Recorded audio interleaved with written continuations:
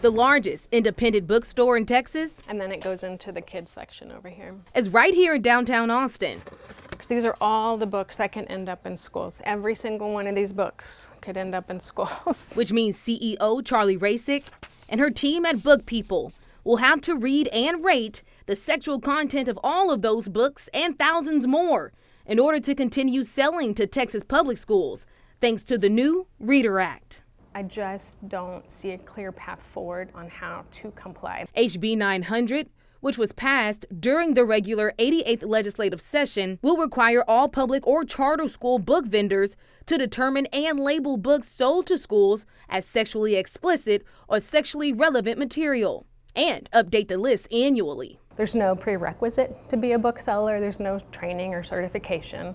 And so they're kind of putting the onus on vendors to decide what students can have access to in schools, and it just doesn't feel like it's the right way to go. The Texas State Library and Archives Commission and the TEA have until January 1st to create the guidelines for vendors to follow. And then those businesses have just 4 months, April 1st, to submit a comprehensive list to the TEA or be barred from selling books to schools. A deadline Rasick says she can't make. And I don't know how to pay people to read thousands of books in a 4-month period. The list also includes books sold to schools in the past, something Book People do not track. Many Central Texas districts already have ways to remove sexually explicit books off the shelves.